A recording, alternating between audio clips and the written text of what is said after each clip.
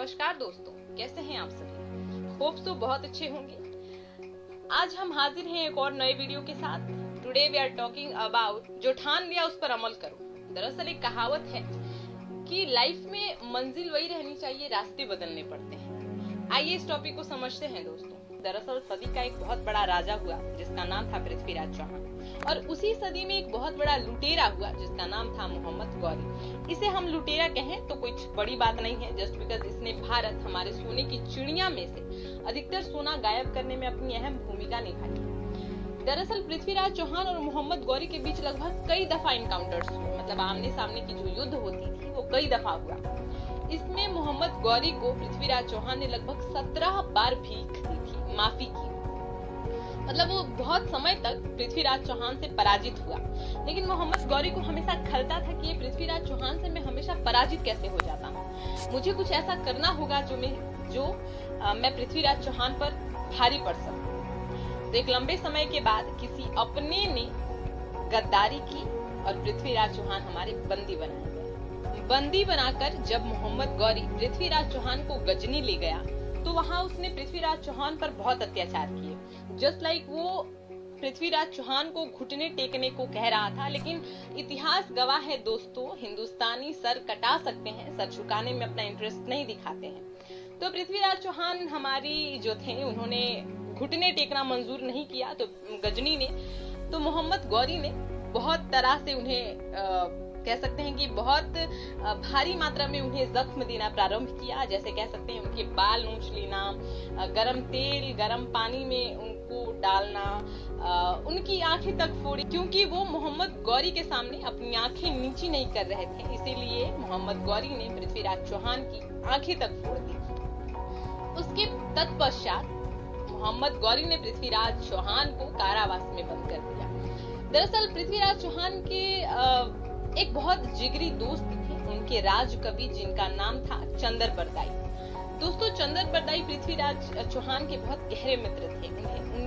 उन्हें जब पृथ्वीराज चौहान की ये सारी बातें पता चली तो वो अपने दोस्त से मिलने गजनी पहुंच गए। जब चंदर बरदाई गजनी पहुंचे तो उन्होंने वहां पर कुछ नादानी की, और नादानी कह सकते हैं अपने दोस्त तक पहुंचने के लिए, और वो नादानी करके अपने दोस्त पृथ्वीराज चौहान के तरफ पहुंच गए। यानी कि एक ही कारावास में हमारे पृथ्वीराज चौहान और राजकवि चंदर बरदाई दोनों रहने लगे।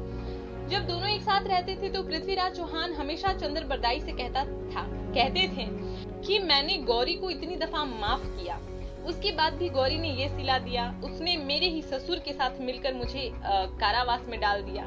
ये चीजें मुझे बहुत खल रही है चंदर बरदाई, मैं किसी तरह भी मोहम्मद गौरी को मारना चाहता हूँ, मुझे किसी भी तरह उनकी मौत चाहिए। ये चीजें जब चंदर बरदाई सुनते हैं तो वो कहते हैं कि ये कैसे मुमकिन है, राजा की तो आंखें तक फोड़ ली गई हैं, लेकिन जो हमारे वीर राजा हुआ करते थे उस जमाने के, वो सर्वगुण संपन्न हुआ करते थे। दरअसल पृथ्वीराज चौहान के पास एक कला था जिसे कहते हैं शब्द भेदी कला। जहाँ से जो शब्द सुनते वहां उनका बाण का निशाना चलता और अगला घायल। तो यही चीजें एक थी पृथ्वीराज चौहान में जो उनकी हौसलों को बुलंद कर रही थी। और आखिर में एक समय आता है जब मोहम्मद गौरी जो है अपने सभा में खेल का आयोजन करता है। खेल के आयोजन की बात जब चंदर बरदाई को पता चलती है तो चंदर बरदाई कहते हैं पृथ्वीराज चौहान से कि क्यों ना सरकार हम इस खेल में सम्मिलित हों और आप जो है वहां पर मोहम्मद गौरी को मार सकते हैं। पृथ्वीराज चौहान कहते हैं ठीक है। जब ये सूचना महाराज तक पहुंचाई जाती है, मोहम्मद गौरी तक, तो मोहम्मद गौरी कहता है कि अंधा बाण चलाएगा, चलिए ये कलाएं भी देख लेते हैं, आइए अंधा को बुलाया जाए।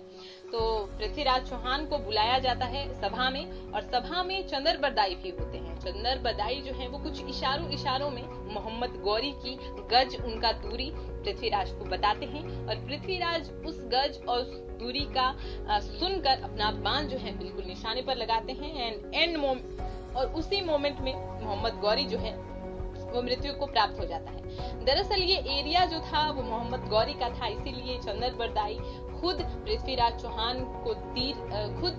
चौहान के पेट में कह सकते हैं कि तलवार मारते हैं और खुद भी उस तलवार से शहीद हो जाते हैं। तो दोस्तों ये एक बात आपको सिखाती है कि लाइफ में हमेशा उस चीज पर अपना सटीक निशाना बनाए रखिए जो आपको चाहिए। रास्ते बदलेंगे, बदलिए, लेकिन मंजिल वही होनी चाहिए।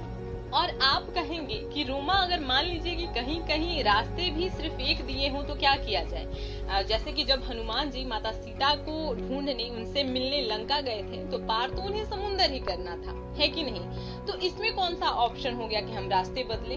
तो दोस्तों, ऐसी जगह पे हमें हमारी बुद्धि का उपयोग जो है वो करना बेहद आवश्यक होता है, क्योंकि जब माता सूरसा के साथ हनुमान जी का आमना सामना हुआ था, तो माता सूरसा हनुमान जी को खाना चाहती थी। हनुमान जी कहते हैं कि माँ, अभी हम जल्दी में हैं, थोड़ा बाद में आएंगे, तो वहां से लौट कर आएंगे तो आप हमें खा लीजिएगा।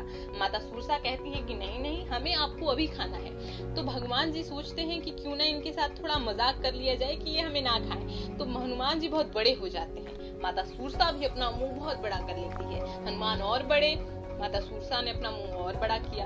हनुमान जी और बड़े हुए, माता सूरसा ने अपना मुंह और बड़ा किया।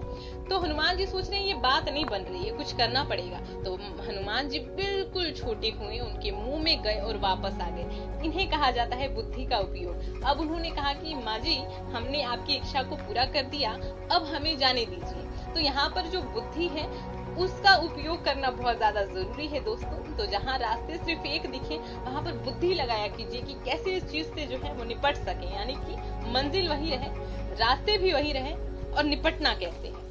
और हाँ, एक प्लस पॉइंट कि कभी भी लाइफ में अकेले चलने से घबराना नहीं है, क्योंकि शमशान, शिखर और सिंहासन पर इंसान अकेला ही पहुंचता है।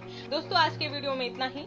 वीडियो पसंद आए तो अपना लाइक, कमेंट, शेयर हमारे साथ बनाए रखिएगा। तब तक के लिए नमस्कार, bye bye, take care and जय हिंद।